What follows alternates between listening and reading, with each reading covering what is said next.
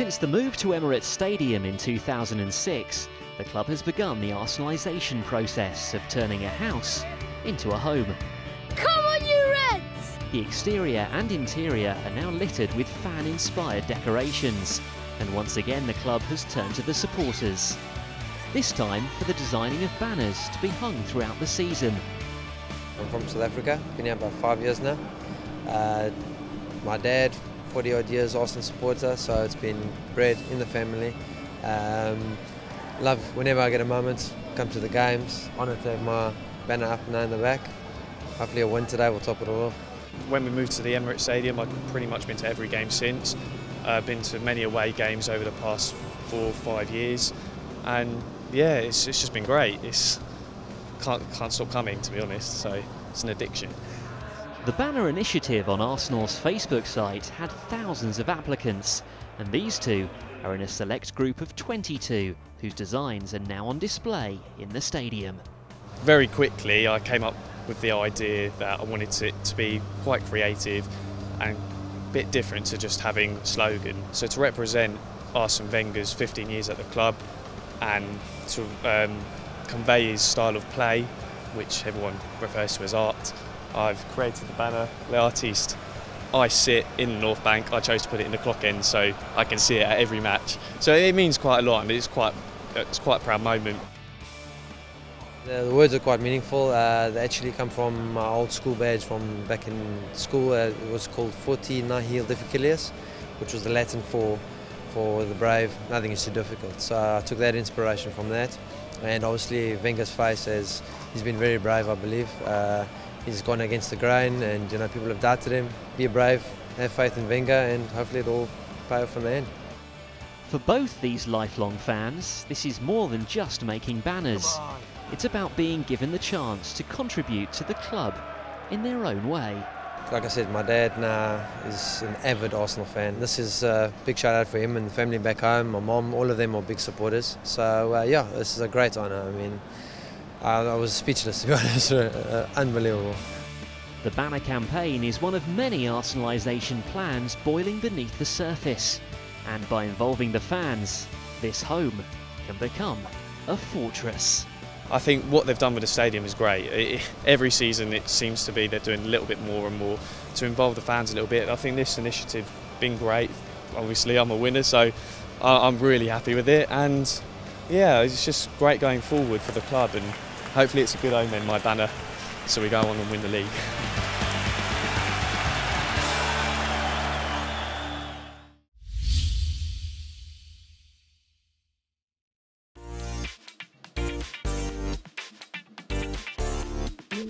In Swap Shop, Arsenal World is finding out what the players would like to exchange with their teammates. And this week it's the turn of the Verminator, Thomas Vermaelen.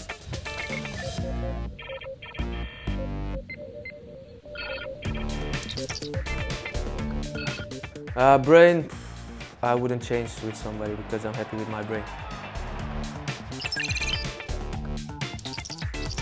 Van Persie, technical, really good player. Robin as well, good left foot.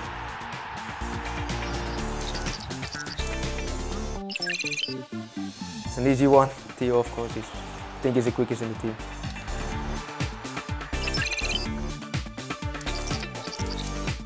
I think I wouldn't swap because I'm happy with how I work, so I always give 100%.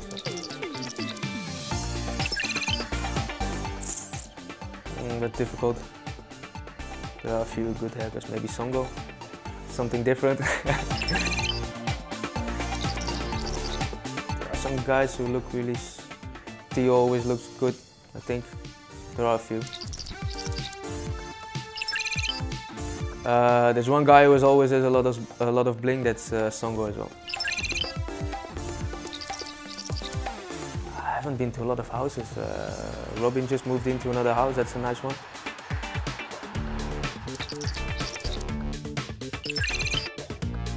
I don't know.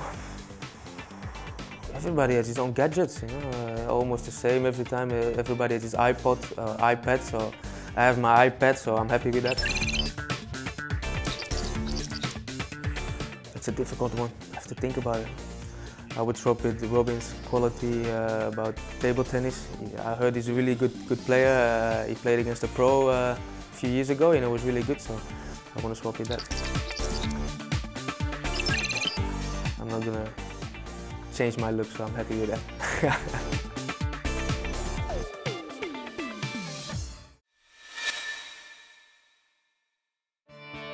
As Arsenal continues to celebrate its 125th birthday, here on the programme we're celebrating the input of some of the club's most unique fans, immortalised on flags around Emirates Stadium. And this week we're meeting former ball boy, Steve Cavalier. The first game was back in 91-92. It was the last game, I think it was the last home game of the season. We was playing Southampton. It was the last game that the North Bank was standing. I went with one of my mum's friends and we had 2 tickets in the North Bank. I don't actually remember seeing that much because at the time I was only about, I think I was about 7 years old. And my mum's friend was constantly having to lift me up and stuff to see. We won 5-1, I think it was, and Ian Wright got a hat-trick to break Gary Lineker's, he was competing with Gary Lineker for Golden Boot, and Wrighty won it on the last day of the season. So I remember that one vividly, and I think it just sort of made me want to keep coming because the atmosphere, it was a special day for the club anyway, but for the atmosphere it was just amazing that day, and it just made me want to keep coming and coming after that, I think. So when I was younger we had sort of obviously the 97-98 double. That was amazing to see us win 2 trophies in one season for a young fan. That was unbelievable. And then we did the double again, winning the league at White Hart Lane as well. I was at the Lane for when we won the league there, and that was probably one of the best atmospheres I've ever been to. It was unbelievable in that away section for all the Arsenal fans that were there to see us win the league. It was brilliant. In 2001, there was some ball boy trials I'd seen on the Junior Gunner page. Me and my best friend both trialled for it, and we were ball boys for the season. We managed to pass somehow, and spent the whole season being a ball boy. Yeah, that was a brilliant season. Me and my best friend both had tickets, free tickets for every single game of that season. Sitting front row, getting involved, getting the ball. We was having to put the ball in the corner spot for the players, and it was just, we felt so close to the action. A lot of my life does revolve around Arsenal. I have to sort of plan my work, all my social commitments and stuff around sort of coming to the games and stuff. I think it was a great idea having a flag outside the stadium, sort of putting different supporters out there and stuff, particularly like mine, obviously. I can't stop telling my mates, they're all bored of it, but I think it's great being up there next to all the old players and the likes of Adams and Vieira, because they're all sort of legends within the club. And it makes fans feel like they're part of the same history that the players are, and we're all in it together really, it's all the same history.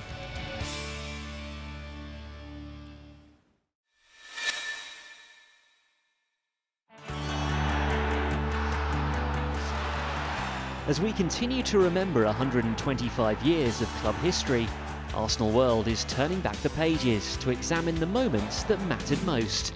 And this week, we head to Turin in 1980 and a famous European evening.